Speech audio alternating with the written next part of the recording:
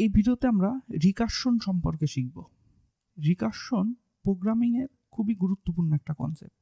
বিশেষ করে যারা ডাটা স্ট্রাকচার অ্যালগরিদম শিখতে চাও তাদের কিন্তু এই রিকারশন সম্পর্কে ভালো একটা আইডিয়া থাকা দরকার। রিকারশন শেখার আগে আমরা কিছু গুরুত্বপূর্ণ কনসেপ্টটাকে ক্লিয়ার হয়ে নেই। তো এই কনসেপ্টগুলো ক্লিয়ার করার জন্য দেখো আমি basic.c নামক একটি ফাইল ক্রিয়েট করছি এবং ইনপুট আউটপুট নামে আরও দুটো ফাইল ক্রিয়েট করে নিয়েছি ইনপুট দেওয়ার জন্য এবং আউটপুট দেখার জন্য। এখন আমি কোড স্নিপেট দিয়ে বেসিক কোডটাকে নিয়ে আসলাম। এখন একটি ভেরিয়েবল ডিক্লেয়ার করলাম এ নামক এবং প্রিন্টএফ দিয়ে সেই এর ভ্যালুটাকে প্রিন্ট করে দেই।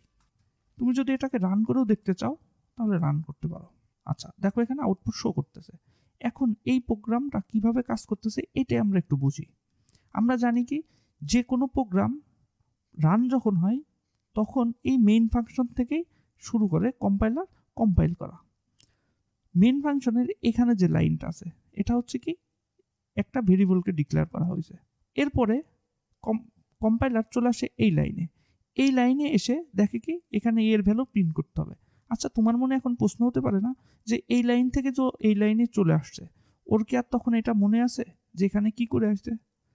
ওর যদি মনে রাখতে হয় তার মানে কোথাও ওর সেভ করে রাখতে হবে, অন্যথায় ও তো আর মনে করে আসবে না এখানে যে উপরে কি হয়েছে এটা, তার মানে ওর তো আর মনে থাকবে না। সেই কারণে ও কি করে একটা মেমোরিতে সেভ করে। কম্পাইল করার সময় ও মেমোরিতে সেভ করে রাখে, যা এক্সিকিউট করে সেইগুলোই মেমোরিতে সেভ করে রাখে। এখন সেটা কোন মেমোরিতে সেভ করে রাখে? সেটা র্যাম নামক একটা মেমোরিতে সেভ করে রাখে।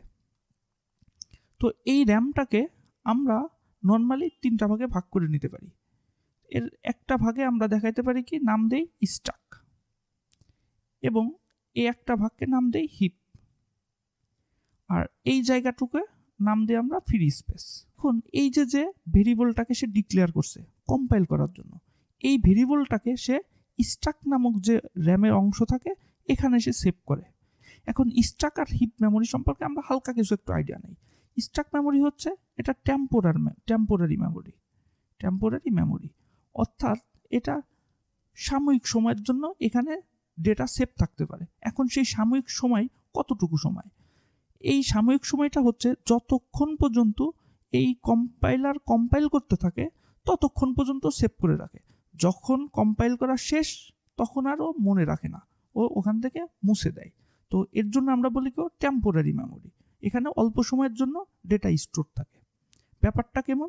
ধরো তুমি একটা হোটেলে একটা রুমে একটা দিন গিয়েছিলে, এরপর পরের দিন তুমি যখন চেক আউট করো তখন কি আর তোমার এই রুমের মধ্যে অ্যাক্সেস থাকে? অবশ্য থাকে না। এই রুমটা তখন কি হয়? ফাঁকা হয়ে যায়। এই রুমটা ফাঁকা হয়ে যাওয়া আর আমাদের এই স্ট্যাক মেমোরির এই লজিকটাও কিন্তু সেম, যে তুমি এখান থেকে চলে গেছো, তোমার কাজ শেষ, চেক আউট করে ফেলছো, তার মানে এই জায়গাটা পুরো তখন ফাঁকা। এরপর আসি হিপ মেমোরিটা কি? ধরো তুমি জায়গা কিনছো, সেই জায়গা মধ্যে তুমি একটা বাড়ি তৈরি করছো। এখন তুমি 10 দিনের জন্য বাড়ির বাইরে গেছো। আচ্ছা তুমি 10 দিনের জন্য বাড়ির বাইরে গেলেও তোমার কি আর ওই জায়গা এবং বাড়ি কি তোমার কাছ থেকেই হারিয়ে যাচ্ছে? অবশ্যই হারিয়ে যাচ্ছে না, যতক্ষণ না পর্যন্ত তুমি বিক্রি করো। তার মানে তুমি 10 দিন পরে এসেও তুমি কিন্তু ওই জায়গা এবং ওই বাড়ির মালিক কিন্তু তুমি, যতক্ষণ না পর্যন্ত তুমি বিক্রি করতেছো। তো হিপ মেমোরিটা হচ্ছে সেটা টেম্পোরারি মেমোরি না, এটা হচ্ছে কি পার্মানেন্ট মেমোরি। এখানে তুমি যতক্ষণ না পর্যন্ত ডেটা ডিলিট করবা ততক্ষণ পর্যন্ত ও ডেটাকে স্টোর করে রাখে। তার মানে আমরা যখন কম্পাইল করি বা কম্পাইলার যখন কম্পাইল করে তখন নর্মালি সে স্ট্যাক মেমোরিতে রাখে। এটা ডিফল্টভাবে স্ট্যাক মেমোরিতে রাখে। তুমি চাইলে এটাকে হিপ মেমোরিতে রাখতে পারবা। এটা আমরা শিখবো পরবর্তী কোনো একটা ক্লাসে। তো এখন আমরা শিখি যে যখনও কম্পাইল করে তখন সেটা কি করে? স্ট্যাক মেমোরিতে সেভ করে। ধরো এটা তোমার একটা স্ট্যাক মেমোরি। কম্পাইলার যখন কম্পাইল করে তখন দেখে যে এটা মেইন ফাংশন। তো মেইন ফাংশন দেখে সেই স্ট্যাক মেমোরির মধ্যে মেইন ফাংশনের জন্য একটা জায়গা বরাদ্দ করে ফেলে। এই যে সেটা হচ্ছে মেইন ফাংশনের। ওকে, এরপরে দেখে কি যে একটা ভেরিয়েবল ক্রিয়েট করা হয়েছে, সেই ভেরিয়েবলের জন্য এখানে আরও একটা জায়গা বরাদ্দ করে দেয়। সেই জায়গা কার মধ্যে? মেইন নামক যে ফাংশন ছিল তার জন্য যে জায়গা বরাদ্দ করছে তার ভিতরে কিন্তু এই কাজটা করছে। ব্যাপারটা কেমন হলো? শুরুতে এটা যদি স্ট্যাক হয় এটা হচ্ছে ফাংশন, এরপর এটা হচ্ছে কি তোমার ভেরিয়েবল, সেই ভেরিয়েবলের জায়গাটুকু। এরপরে এফ আছে, তখন সে এই এর ভ্যালুটা এখান থেকে নিয়ে ও আউটপুট হিসেবে এখানে শো করায় দেয়। এরপরে পাই কি রিটার্ন 0। যখনই সে রিটার্ন 0 পায় তখন এই যে স্টাক মেমোরির মধ্যে যে ডেটাগুলো ছিল সেই ডেটাগুলোকে সে মুছতে শুরু করে। এখন আগে মুছবে কে? ওই স্টাকের কনসেপ্ট দিয়ে সে মুছতে শুরু করে। স্টাকের আমরা কনসেপ্টে কি জানি? লাস্ট যে আইসে সে ফার্স্ট আউট হবে। তো লাস্ট আইসে কে? এই স্টাক মেমোরির মধ্যে এই যে এ নামক যে ভেরিয়েবলটা ছিল এইটা আইসে কিন্তু। তো এটা শুরুতে রিমুভ হয়, তো আমরা এটাকে রিমুভ করে দিলাম। এরপর মেইন নামক যে ফাংশন ছিল সেই ফাংশনটাও কিন্তু তখন মুছে যায়। তার মানে শুরুতে মুছে কে? এ নামক ভেরিয়েবলের ওই জায়গাটুকু। এরপরে মুছে কে? যে মেইন নামক ফাংশন ছিল সেই ফাংশনের জায়গাটা মুছে। এটা মুছলে, এই দুইটা মুছলে পুরো স্ট্রাকটাই তখন খালি হয়ে যায়। তো এইভাবেই হচ্ছে কি কোডটাকে রান করে। এখন আমি এসএনআই দিয়ে কোড স্নিপেটটি নিয়ে আসি। এখানে আমি একটি লাইন প্রিন্ট করি এবং এখানে লিখে দেই রুম 1 এবং নতুন লাইনে প্রিন্ট করার জন্য \n দিয়ে লাইনটাকে শেষ করে দেই। ওকে, এটা একটা বেসিক কোড। তো এখন আমি একটা ফাংশনকে ডিক্লেয়ার করি যে ফাংশন থেকে আমি কোনো কিছু রিটার্ন চাই না। তো এই ফাংশনটার নাম দিই room2। তো এই ফাংশনটাকে আমরা ফাংশনটাকে ডিক্লেয়ার করলাম। এখন আমরা এখান থেকে কিছু একটা প্রিন্ট করে দিই। তো যেহেতু আমি রুম 2 নাম্বার রুমের মধ্যে আছি এর জন্য আমি প্রিন্ট করে দেব room2। ওকে, আমি আরও কিছু ফাংশন ডিক্লেয়ার করব। এর জন্য আমি আরও কিছু ফাংশন এখানে লিখি, এটাকে নাম দেই room3 এবং এখানে room3কে আমরা এখানে বসিয়ে দেই। ওকে, এরপর আমি আরও একটা ফাংশনকে ডিক্লেয়ার করলাম room4 এবং এখান থেকে room4কে আমি বলে দিলাম যে আমি এখন room4 এর মধ্যে আছি। ঠিক আছে, এখন আমরা জানি কি কম্পাইল করে কিন্তু মেইন ফাংশন থেকে। যেহেতু মেইন ফাংশন থেকে কম্পাইল করা শুরু করে, তো এই ফাংশনের থেকে আমরা যে ফাংশনগুলো উপরে লিখে আসছি এগুলো তো আমাদের কল করতে হবে। তো আমি এখন শুরুতে room2 নামক যে ফাংশনটা আছে সেই ফাংশনটাকে আমি কল করে দিই। আচ্ছা, করে দিলাম। এখন room2তে থাকা অবস্থায় আমি room3কে কল করে দিই। এখন room3তে থাকা অবস্থায় room4কে কল করে দিই। দেখো আমরা room4কে কল করে দিলাম। তো এটা কিন্তু আমরা বুঝতে পারছি। তার মানে কি করছি? মেইন ফাংশনে থাকা অবস্থায় room2কে কল করছি, room2তে থাকা অবস্থায় room3কে কল দিছি, room3তে থাকা অবস্থায় room4এ কল দিছি। এটা আমরা বুঝতে পারছি। এখন কোডটাকে রান করি। দেখো শুরুতে তোমার room1 আসছে, তারপরে room2, room3, এরপর room4 আসছে। এখন এটা কিভাবে হলো এটাই আমরা বুঝি। এটাকে আমি নামিয়ে দিই। ওকে, এখন দেখো এই কোডটা কিভাবে কাজ করছে এটা আমরা বুঝি। তো শুরুতে আমি এখানে একটি মেমোরি এঁকে নিই। ধরো এটা হচ্ছে তোমার স্ট্রাক মেমোরি, এটা হচ্ছে স্ট্রাক মেমোরি। মেইন ফাংশন থেকেই যেহেতু কম্পাইল করা শুরু করে, তাই ও শুরুতে এই লাইনটা পেয়ে room1টাকে প্রিন্ট করে দিছে। এরপর room2 এই লাইনটাতে কল করছে। room2টাকে কল করলে তার মানে কি, এই যে দেখো এটা যদি আমাদের মেইন ফাংশন হয়, এটা হচ্ছে মেইন ফাংশন। ওকে, এরপরে room2 এই ফাংশনকে কল করছে। যখনই দেখছে যে room2 ফাংশন, তখন সে মেমোরিতে আবার জায়গা রাখছে। কার জন্য? room2 এর জন্য। ওকে, এরপর এই লাইন পেয়েছে, এই লাইনের মধ্যে কি room2টাকে প্রিন্ট করছে। এই যে দেখো room2টাকে প্রিন্ট করছে। এরপর কি room3কে পেয়ে ও এখানে আবার room3কে ক্রিয়েট করছে, room3। ঠিক আছে, এরপর room3তে থাকা অবস্থাও দেখে কি এই লাইনটাকেও প্রিন্ট করছে, সুন্দর মতো প্রিন্ট করছে। এরপরে যখন এই লাইনে আসছে দেখে কি room4 নামক আরেকটি ফাংশন হয়েছে। সঙ্গে সঙ্গে সে মেমোরিতে room4 নামক আরেকটা ফাংশনের জন্য মেমোরিতে জায়গাও বরাদ্দ করে ফেলছে, এই যে room4। তো room4 যখন পেয়েছে এই লাইনে চলে আসছে। এখানে এসে এই লাইনটা পেয়েছে, দেখো এই যে সেই room4টাকে প্রিন্ট করছে। ঠিক আছে, এরপর এই লাইনের কাজ শেষ।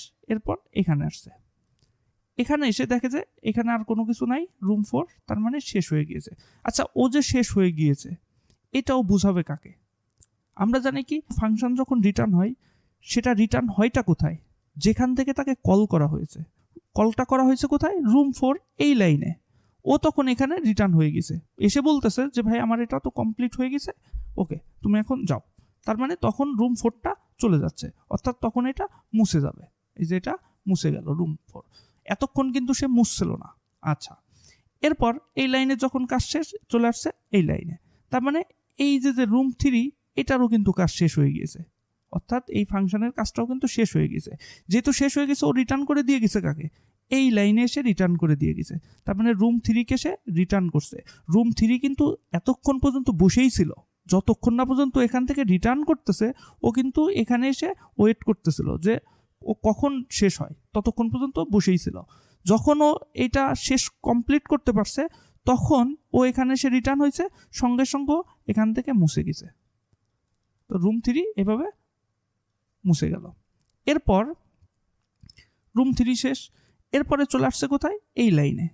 এই লাইনে এসে দেখে যে আমার এই কোডটা শেষ হয়ে গেছে। তখনও রুম 2 বুঝতেছে কি তার এই পুরো ফাংশনটা সে কমপ্লিট করতে পারছে, এক্সিকিউট। তখন সেও রিটার্ন করে দিছে কোথায়? রুম 2টাকে কল করা হয়েছে কোথায়? এই যে এই লাইনে রুম 2টাকে কল করা হয়েছে। তখনও ওকে বুঝাই দিচ্ছে যে ভাই আমার তো পুরোপুরি কমপ্লিট করা শেষ হয়ে গিয়েছে। তখন ওই রুম 2 এখান থেকে মুছে গেছে। তার মানে রুম 2 কিন্তু এতক্ষণ অপেক্ষায় ছিল যে কখন এই ফাংশনটা শেষ হবে। তো এরপরে রুম 2 ফাংশনটা মুছে গেছে। এরপরে যখন এই লাইনটা এক্সিকিউট করা শেষ, এরপরে পেয়েছে কি রিটার্ন 0। রিটার্ন 0 পাওয়ার পর সেও বুঝছে কি মেইন ফাংশনটা পুরোপুরি শেষ হয়ে গিয়েছে। যখন শেষ হয়ে গেছে তখন মেইন ফাংশনটা এভাবে মুছে গেছে। তো এইভাবে কিন্তু কোডগুলো এক্সিকিউট হয়েছে। তার মানে আমরা এখান থেকে এটাই শিখলাম যে কোনো একটা ফাংশনকে যখন আমরা কল করি, ওই ফাংশনটা রিটার্ন হয় যেখান থেকে আমরা কল করব ঠিক সেই লাইনে রিটার্ন হয়। যতক্ষণ না পর্যন্ত রিটার্ন হচ্ছে ততক্ষণ পর্যন্ত ওয়েট করতে থাকে। তো এটা আমরা বুঝছি। এখন এই যে কাজগুলো করছি, এইগুলো তো আমরা বলতেছি যে ও ওয়েট করতেছে এখানে, এই লাইনে ওয়েট করতেছে, এই লাইনে ওয়েট করতেছে, এটা তো আমরা চোখে দেখতেছি। তাহলে কম্পিউটার এটা বোঝে কি করে? কম্পিউটার তখন একটা কল স্ট্যাক মেনটেন করে। এই যে ধরো এটা একটা কল স্ট্যাক। কল স্ট্যাক কেন? কারণ হচ্ছে এই কল স্ট্যাকের অর্থ হচ্ছে এখান থেকে ফাংশনকে কল করে। তো এর জন্য এর নাম কি? Call stack. আচ্ছা, তো এখানে কি হতো? এখানে শুরুতে মেইন ফাংশন ছিল। ওকে, এখন কি করছে? রুম 2 এই ফাংশনকে কল করছে। তার মানে কি? রুম 2 এরপরে এখানে এসে বসছে। কেন রুম 2 এখানে বসছে? নিচে কেন বসলো না? কারণ ও তো স্ট্যাক মেনটেন করে। স্ট্যাক কি করে? সবসময় উপরে এসে বসে। এর জন্য রুম 2টাকে যখন মেইনের পর কল করা হয়েছে ও এসে এখানে বসছে। আচ্ছা, এরপর রুম 2 থেকে রুম 3কে যখন কল করছি ও তখন এখানে এসে বসছে। এরপর রুম 3 থেকে যখন রুম 4কে কল করছি তখন ও কিন্তু এখানে এসে বসছে। এটা হচ্ছে কি? মেমোরি। তো এরপরে যখন এই রুম 4-এর কাজটা শেষ হয়ে গেছে তখনও এটা রিমুভ হয়েছে। এরপর রুম 3-র যখন কাজটা শেষ হয়েছে তখনও এটা রিমুভ হয়েছে। এরপর রুম 2-এর যখন কাজ শেষ হয়েছে এটা রিমুভ হয়েছে। এরপর মেইন যখন কাজ শেষ হয়েছে তখনও এটা রিমুভ হয়েছে। তো কল স্ট্যাক হচ্ছে এটাই। আমরা এখন রিকারশন শিখব। তো আমি recursion.c নামক একটি ফাইল ক্রিয়েট করে নিলাম। এখানে SNI দিয়ে কোড স্নিপেটটি নিয়ে আসলাম। এখন আমি এখানে একটি ফাংশন ডিক্লেয়ার করি, যে ফাংশন থেকে আমি কোনো কিছু রিটার্ন চাই না। এর জন্য রিটার্ন টাইপ আমরা ভয়েড রাখলাম। এই ফাংশনটার নাম দিই ফান। ওকে, এরপর সেকেন্ড ব্র্যাকেট দিলাম। এই মেইন ফাংশন থেকে এই ফাংশনটাকে আমি কল করে দিই। ওকে, এখন আমি এখানে কিছু একটা প্রিন্ট করি। ধরো আমি এখানে প্রিন্ট করলাম অন এই লেখাটা এবং \n দিই। তুমি কোডটাকে রান করলে তুমি এখানে অন দেখতে পাবা। আমরা যথারীতি দেখতে পেয়েছি। তো এটা কিন্তু আমাদের শেখার বিষয় না। এখন এই মেইন ফাংশন থেকে যেমন আমরা ফান ফাংশনকে কল করতে পারছি, আমরা এই ফান নামক যে ফাংশন আছে সেখান থেকেও তো ফান ফাংশনকে কল করতে পারি। তাহলে আমরা এই ফাংশনটাকে কল করে দিই। এখন তুমি যদি কোডটাকে রান করো তোমার VS কোড হ্যাং হয়ে যাবে। তোমার VS কোড ইনফিনিটি লুপে পড়ে যাবে। কেন ইনফিনিটি লুপে পড়ে যাবে এটাই আমরা দেখি। তো আমরা এখন এই যে কোডটা আছে এই পুরো কোডটাকে, এখানে যে কোডটা আছে এই পুরো কোডটাকে আমরা কপি করে নিই।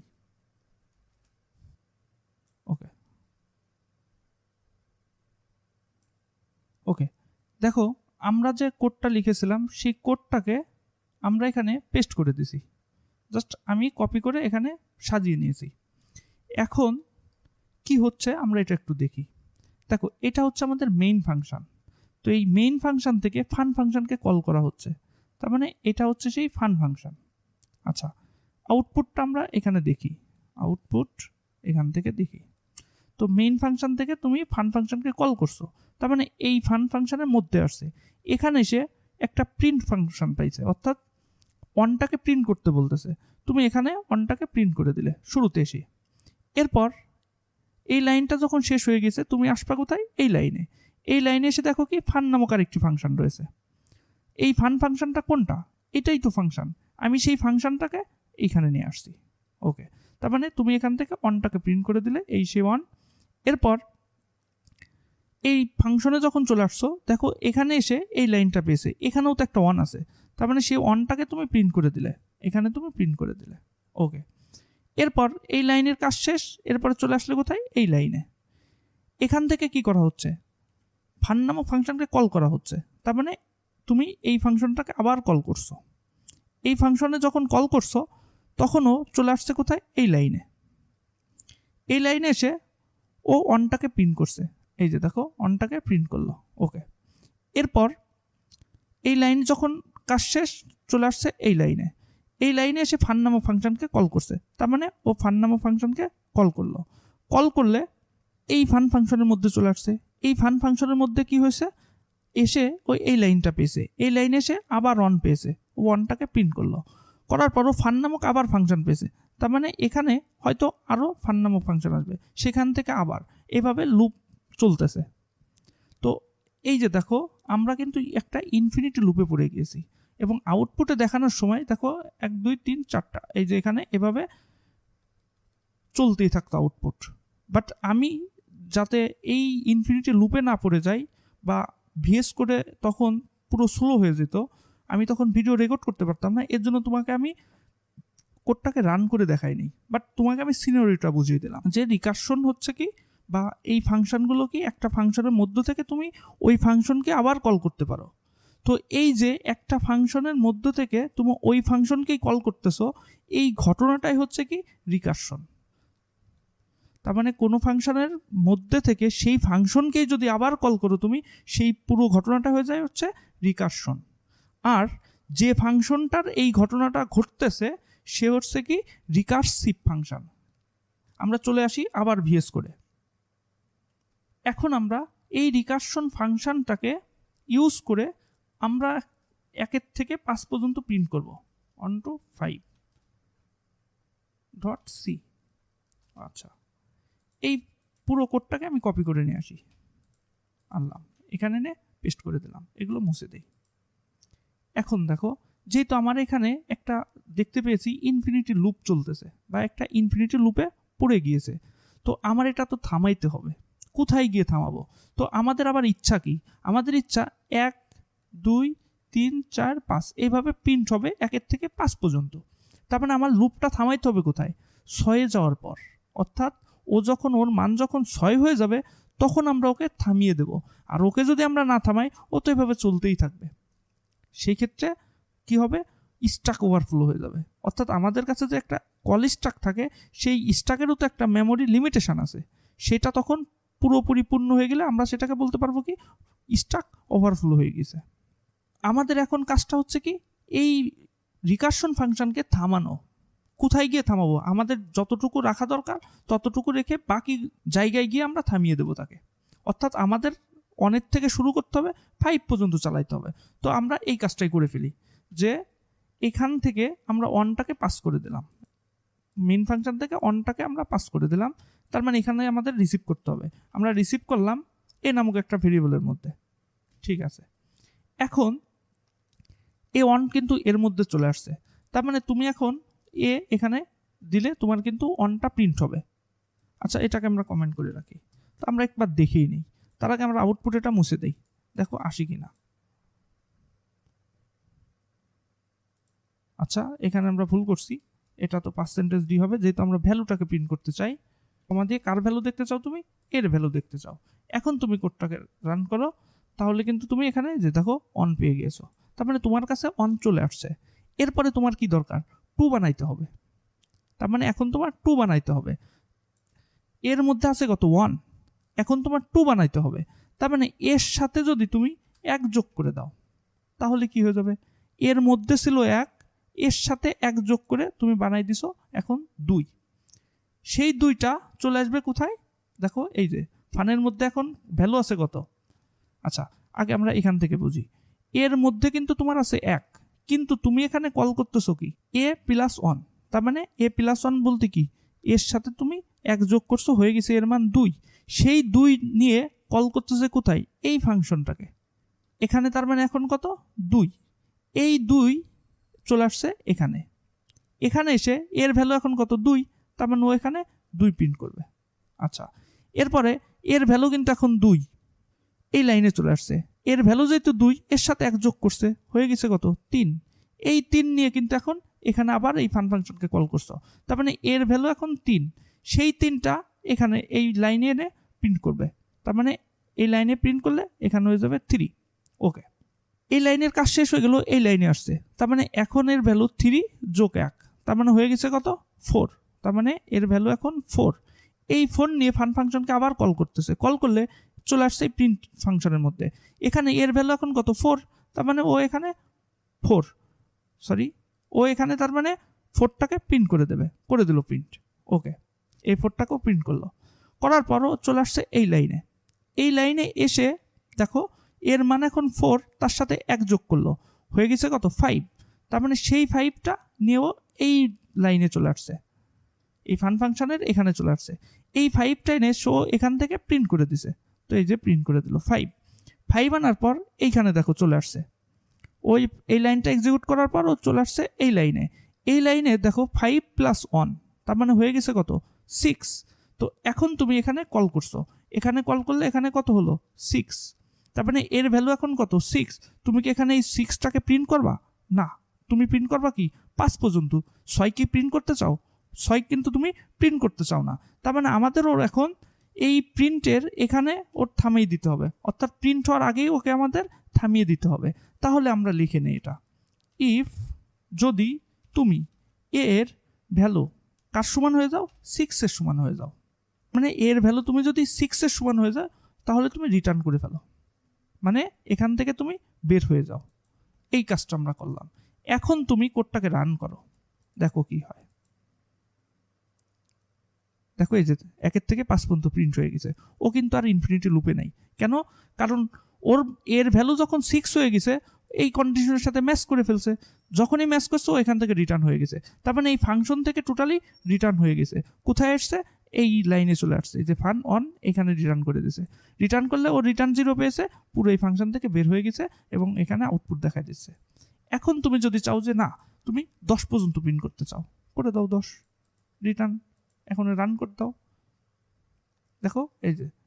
আচ্ছা সরি, এখানে 9 পর্যন্ত প্রিন্ট হয়েছে। কেন?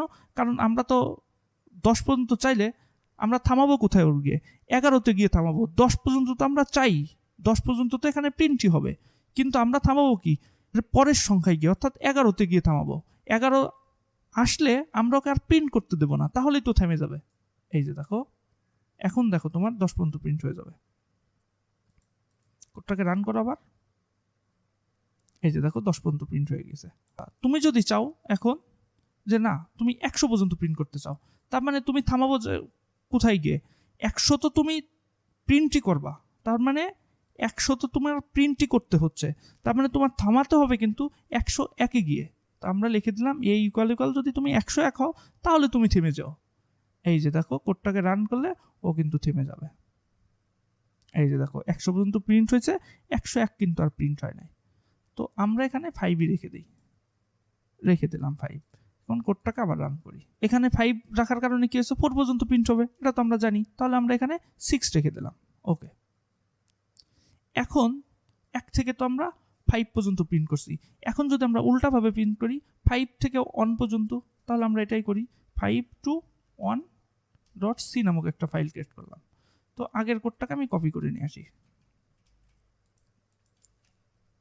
ওকে, এখন দেখো এটাকে আমরা মুছেই দিলাম না হয়। আচ্ছা এটাও আমরা মুছে দিই, ঠিক আছে। তো আমরা চাই কি 5 থেকে 1 পর্যন্ত প্রিন্ট হোক। তার মানে আমাদের ইনিশিয়াল ভ্যালু কত? 5 দিয়ে দিলাম আমরা এখান থেকে। এই 5টাও এখান থেকে রিসিভ করবে। রিসিভ করার পর প্রথম যে মানটা আছে, তার মানে প্রথম মানটা আছে কত? অবশ্যই 5। এখানে 5, এরপরে কি হওয়া উচিত, এরপরে কিন্তু ওর 4 হওয়া উচিত। তার মানে এর মধ্যে কিন্তু এখন 5 আছে, ওর এরপরে হওয়া উচিত কত, 4। তার মানে এই ফাংশনে আমাদের কত পাস করতে হবে, 4 পাস করে দিতে হবে। তো যেহেতু এর মধ্যে 5 আছে, আমরা এখান থেকে 1 কমিয়ে দিলাম। তাহলে ও কি হবে, এখান থেকে যখন কল করবে, কত কল করবে, 4 নিয়ে কল করবে, সে তখন এখানে আসবে। এখানে এসে এই লাইনে যখন আসবে, এর ভ্যালু তখন 4, তখন এখানে কিন্তু 4 প্রিন্ট করবে। এরপরে এর ভ্যালু যখন 4 আছে, তার থেকে 1 কমে গিয়ে 3 পাবে। তার মানে ও এখান থেকে 3 নিয়ে কল করতেছে, তখন এই প্রিন্ট হওয়ার সময় ও কিন্তু এখানে 3 পেয়ে যাবে। তো এইভাবেও চলতে থাকবে। সরি, এখানে 2, এরপরে 1। আচ্ছা, তুমি যেহেতু 5 থেকে 1 পর্যন্ত প্রিন্ট করতে চাও, তুমি কি এখন 0 চাও প্রিন্ট হোক? অবশ্য তুমি চাও না যে 0 প্রিন্ট হোক। তার মানে কি, এর মান মনে করো এখন 0 আছে, তার মানে কি তোমার প্রিন্ট করলে এখন তো এর মান এখানে 0 প্রিন্ট হয়ে যাবে। সেক্ষেত্রে তুমি তো এর মান 0 প্রিন্ট করতে চাও না, তাহলে তোমার এখানে থামাইতে হবে। কিভাবে থামাবা, ইফ এর মান যদি তুমি 0-এর সমান হও, তাহলে তুমি রিটার্ন হয়ে যাও, ওকে। এই যে দেখো, এখন যদি তুমি কোডটাকে রান করো, তাহলে দেখবা 5431 প্রিন্ট হয়ে গেছে। আচ্ছা, এটাকে মুছে দিই, তাহলে বুঝতে সুবিধা হবে। দেখো 5431 প্রিন্ট হয়ে গেছে, 54321 প্রিন্ট হয়ে গেল।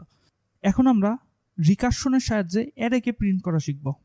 তো আমি একটা ফাইল ক্রিয়েট করে নিচ্ছি, array.c। ওকে, এটাকে আমি মুছে দিই। এখন এসএনআই দিয়ে কোড স্নিপেটটি নিয়ে আসলাম। এখন এখানে একটা আমরা অ্যারেকে ডিক্লেয়ার করি। তো ইন্ট এ, যার সাইজ হচ্ছে 5। ওকে, এখন এখানে আমি কিছু ভ্যালু, ইনিশিয়াল ভ্যালু দিয়ে দেই 20। যেহেতু আমরা এই অ্যারেটাকে রিকারশনের মাধ্যমে প্রিন্ট করব, এর জন্য আমাদের কি করতে হবে, একটা ফাংশন ডিক্লেয়ার করতে হবে। তো যেহেতু এই ফাংশন থেকে আমি কোনো কিছু রিটার্ন করব না, তাই রিটার্ন টাইপ আমি ভয়েড রাখলাম। ফান নামক একটি ফাংশন ডিক্লেয়ার করলাম, এরপর এখান থেকে সেকেন্ড ব্র্যাকেট দিলাম। ফাংশনটা ডিক্লেয়ার করা হয়ে গেছে। এখন এই ফাংশনটাকে আমাদের কল করতে হবে। কল করলাম, এখানে আমাদের ওই ফাংশনের মধ্যেই অ্যারেটাকে পাঠিয়ে দিতে হবে। কিভাবে পাঠাবো, কেন পাঠাবো, এগুলো কিন্তু আমরা পরবর্তী গত ভিডিওতেই শিখে আসছি। তো আমরা এখান থেকে পাঠিয়ে দিলাম। এখন আমাদের প্রিন্ট যে করব, সেটা আমরা কোথার থেকে প্রিন্ট করব, আমরা কি 0 ইন্ডেক্স থেকে প্রিন্ট করব, নাকি আমরা 5 ইন্ডেক্স থেকে প্রিন্ট করব, নাকি আমরা 4 ইন্ডেক্স থেকে প্রিন্ট করব, এইটা কিন্তু আমাদের পাঠিয়ে দিতে হবে ওই ফাংশনকে। না হলে ওই ফাংশন বুঝবে কি করে আমরা কোথার থেকে প্রিন্ট করব। এর জন্য আমরা এখানে 0 লিখে দিলাম, যে আমরা চাই যে তুমি 0 ইন্ডেক্স থেকেই প্রিন্ট করো। তার মানে এখন আমাদের এই ফাংশনের যেহেতু পাঠিয়ে দিয়েছি, এইগুলো আমাদের রিসিভ করতে হবে। তো আমি ইন্ট এ নামক একটি প্যারামিটার নিলাম এবং অ্যারেকে রিসিভ করলাম। এখন এই যে 0 দিয়েছি, তার মানে কি এই ভ্যালুটা তো আমাদের ইনিশিয়াল ভ্যালু, এখান থেকে শুরু হবে, এটাও তো আমাদের রিসিভ করতে হবে। তার মানে আমরা আইডিএক্স লিখলাম, যে আমরা এটা রিসিভ করলাম আইডিএক্স নামক ভেরিয়েবলের মধ্যে। এখন আমরা প্রিন্ট করে দেই। ওকে, প্রিন্ট করলাম। ধরো %d লিখলাম, কমা দিয়ে কার ভ্যালু প্রিন্ট করতে চাই, আমরা আইডিএক্স এর ভ্যালুটা প্রিন্ট করতে চাই। এখন তুমি কোডটাকে রান করো, দেখো এই যে এখানে 0 চলে আসছে, আইডিএক্স এর ভ্যালু 0 চলে আসছে। ঠিক আছে, আমরা এখানে এ দিয়ে এই অ্যারেটার মধ্যে এটা দিয়ে দিলাম মনে করো। তাহলে কি দাঁড়ালো, দেখো তো, রান কোড দাও। এই যে দেখো 10 চলে আসছে। কেন, কারণ অ্যারের 0 ইন্ডেক্সে কত আছে সেই ভ্যালুটা কিন্তু আমরা পেয়ে যাচ্ছি। তার মানে আইডিএক্স দিয়ে আমরা যখন এইভাবে লিখে দিয়েছি, তখন আমরা ভ্যালুটা পেয়ে যাচ্ছি অ্যারের। তো এই কাজটা আমরা অনেকবার করছি। যেহেতু রিকারশনের মাধ্যমে প্রিন্ট করব, তার মানে এই ফাংশনকে আমাদের আবার কল করতে হবে। এই ফাংশনকে আবার কল করলাম। এখন শুরুতে আমাদের কি দেওয়া দরকার, শুরুতে আমাদের ইনিশিয়াল ভ্যালু দেওয়ার, শুরুতে আমাদের অ্যারেটাকেই দেওয়ার দরকার। তার মানে আমরা এই অ্যারেটাকেই পাস করে দিলাম। ঠিক আছে, এরপর আমাদের ইন্ডেক্সের ভ্যালুটা দেওয়া দরকার। ইন্ডেক্সের ভ্যালু কত, এই যে দেখো আইডিএক্স। তো আমরা এখানে আইডিএক্স লিখে দিলাম, আইডিএক্স। তার মানে ও তো থাকবে 0। এরপর এই লাইনে আসলে সবসময় তো 0ই পাস হতে থাকবে, কিন্তু আমরা তো এটা চাই না। আমরা চাই যে তুমি 0 না, তুমি সবসময় এক এক করে বৃদ্ধি করে করে যাও, অর্থাৎ 0-এর পরে 1 আসবা, 1-এর পরে 2 আসবা, এইভাবে করে যাবা। তো এটা আমরা লিখে দিলাম। তার মানে ও কিন্তু ইনফিনিটি লুপে চলতেছে। এখন ওকে আমাদের থামাইতে হবে। কোথায় গিয়ে থামাবো, দেখো তো, 4 পর্যন্ত আমাদের ভ্যালুগুলো মান বের করতে হবে। আমরা এটাকে 0 দিলাম, এরপর এটাকে কপি করে পেস্ট করি। এখানে এবার মানটা বসাই দিই 1, এটা 2, ধরো ইন্ডেক্সের ভ্যালু 3, 4 এবং 5। কোড রান করো। এখানে দেখো 10, 20, 30, 40, 50। আচ্ছা হ্যাঁ, এই 5টা দেওয়ার কারণে কি আছে দেখো, আমার অ্যারেটা ছিল কিন্তু এই পর্যন্ত, অর্থাৎ 50 পর্যন্ত, বাট একটা শূন্য বেশি চলেছে। কেন শূন্যটা বেশি চলেছে? কারণ আমরা জানি কি ইন্ডেক্স কত পর্যন্ত, 4 পর্যন্ত। এই অ্যারেটার ইন্ডেক্স কিন্তু 4 পর্যন্ত, তার মানে তোমার 5 কিন্তু রাখাই যাবে না। এখন তুমি যদি কোড রান করো তাহলে দেখো 50 পর্যন্ত আউটপুট দিচ্ছে, তার মানে 5 তোমার রাখা যাবে না। তার মানে আমাদের 5-এ গিয়ে থামাই দিতে হবে। কার ভ্যালুটা? এই আইডিএক্স এর ভ্যালুটা আমাদের 5-এ গিয়ে থামিয়ে দিতে হবে। তাহলে আমরা এখানে আগের মতো করে নিয়ে আসি আইডিএক্স এবং এই ফান ফাংশনটাকে আনকমেন্ট করে দিই। এখন এখান থেকে আমরা থামিয়ে দেব। কি থামাবো? ইফ তুমি যদি আইডিএক্স এর ভ্যালু ইকুয়াল কত হও, 5 হও, তাহলে তুমি থেমে যাও। আচ্ছা আমরা কি এখন এইভাবে 5 লিখবো না, এর সাইজ যত আমরা লিখবো তত। তার মানে আমরা এখান থেকে একটা ভেরিয়েবল ডিক্লেয়ার করতে পারি সাইজ নামক, যার মধ্যে আমরা রেখে দিই 5। ওকে, তার মানে অ্যারে এটা হবে কি সাইজ। ওকে, কমা দিয়ে তুমি এখানে সাইজটাকে পাস করে দাও। ঠিক আছে, পাস করে দিলাম। এখন আমাদের তো এখান থেকে রিসিভ করতে হবে, রিসিভ করলাম ইন্ট সাইজ। ওকে, এখন আমরা থামাবো কোথায়? আমরা গিয়ে থামাবো সাইজে গিয়ে, অ্যারের সাইজে গিয়ে থামিয়ে দেবো। এই যে দেখো থামিয়ে দিলাম। এখন আমরা এখানে রিটার্ন করে দিলাম। এই যে রিটার্ন করে দিলাম, এখানে দেখো একটা এরর দিচ্ছে। কেন? কারণ ও তো 3টা প্যারামিটার নেই, বাট ওর এখানে তুমি কয়টা দিছো আর্গুমেন্ট? মাত্র দিছো 2টা, তার মানে ওর আরও একটা দিতে হবে। সেটা কি? সাইজ দিতে হবে। আমরা আর একটা পাস করে দিলাম, এই যে সাইজ। আচ্ছা এখানে আমাদের দেখো একটা এরর দিচ্ছে, যে কারণে কোডটা রান হচ্ছে না। আমরা তো এভাবে এক লাইনে ডিক্লেয়ার করতে পারবো না, যেহেতু তুমি সাইজ ডাইনামিকভাবে নিছো, সেক্ষেত্রে তুমি এইভাবে লিখতে পারবে না। তাহলে আমাদের কাজটা হচ্ছে কি, এই যে মানগুলো, এই মানগুলো আমরা ইউজারের কাছ থেকে নেব। তো আমরা শুরুতে ভেরিয়েবল ডিক্লেয়ার করলাম সাইজ নামক এবং অ্যারেকেও ডিক্লেয়ার করছি। এখন আমরা ইউজারের কাছ থেকে সেই মানগুলো নেব। ফর ইন্ট আই নামক একটা ভেরিয়েবল নিলাম, যেটা চলবে হচ্ছে আই লেস দ্যান সাইজ পর্যন্ত এবং আই প্লাস প্লাস। স্ক্যানএপ করে মানগুলো তুমি নিয়ে নাও। এর মধ্যে আই, এই কাজটা আমরা অনেকবার করেছি, এটা আমরা আর তোমাকে বুঝাই দিলাম না। আচ্ছা এখন আমাদের কাজ কি? ইউজারের কাছ থেকে, আচ্ছা ইউজারের কাছ থেকে সাইজটাও আমরা নিয়ে নিই, পুরো ডাইনামিকভাবে নিয়ে নেই। তাহলে স্ক্যানএপ, ওকে আমি এই লাইনটাই কপি করে নিয়ে আসি, এম্পারসেন্ট সাইজ। স্ক্যানএপের মধ্যে কেন আমরা এম্পারসেন্ট দিই সেটা কিন্তু আমি গত ভিডিওতে শিখেছি। এখন আমরা ইউজারের কাছ থেকে মনে করো 5টা অ্যারে সাইজ দিল, এরপরে 10 দিল, 20, 30, 40, 50 অ্যারে দিল। আচ্ছা এখন তুমি কোডটাকে রান করো, দেখো এখন যথারীতি আউটপুট চলে আসে। তাহলে কাজটা হয়েছে কি, শুরুতে আমরা ইউজারের কাছ থেকে সাইজ দিছি, এই যে সাইজ, এরপর অ্যারেটাকে ইনিশিয়ালাইজেশন করছি, অ্যারের ভ্যালুটাও নিছি। এই যে দেখো অ্যারের ভ্যালুটা এখান থেকে নিয়ে নিছি 10, 20, 30, 40, 50। এরপর ফান ফাংশনের মধ্যে এই যে অ্যারে, এই অ্যারেটাকে পাস করে দিয়েছি এবং ওই অ্যারেটা শুরু হবে কোথার থেকে? 0তম ইন্ডেক্স থেকে, আমরা সেটাও লিখে দিয়েছি এবং অ্যারের সাইজটাকেও পাস করে দিয়েছি। ওকে, তবে আমরা এভাবে লিখি না, আমরা কি করি, শুরুতে অ্যারে দিই, তারপরে অ্যারের সাইজটা পাঠাই, এরপরে কোথার থেকে আমরা অ্যারেটাকে প্রিন্ট করতে চাই সেইটা পাঠিয়ে দিই। তার মানে এটা আমাদের চেঞ্জ করে দিতে হবে। প্রথমে যাবে অ্যারে, এরপরে অ্যারের সাইজ, এরপরেরটা হচ্ছে কি অ্যারের ইন্ডেক্স নাম্বার, অর্থাৎ ইন্ডেক্সটা কত থেকে শুরু হবে প্রিন্ট করা, এই সেটা। ও যখন অ্যারের ইন্ডেক্স 0 আছে তখনও এর 0 ইন্ডেক্সে যে ভ্যালুটা আছে সেটা প্রিন্ট করছে। এরপর ইন্ডেক্সের ভ্যালু 1 বাড়িয়ে নিয়েছে, তার মানে ইন্ডেক্সের ভ্যালু এখন 1। সেই 1 এখানে আসছে, এখান থেকে কন্ডিশন মিলাইছে, দেখে যে মেলে নাই, এরপরে এর 1 নাম্বার ইন্ডেক্সের ভ্যালু 20, এটা প্রিন্ট করে দিয়েছে। এভাবে করতে করতে সে 4তম ইন্ডেক্স পর্যন্ত গিয়েছে, তখন ভ্যালুটা 50 পেয়েছে, ও প্রিন্ট করে দিয়েছে। এরপরে আইডিএক্স এর ভ্যালু যখন 4 ছিল তখন ওর সঙ্গে 1 যোগ হয়ে 5 হয়ে গেছে আইডিএক্স এর ভ্যালু।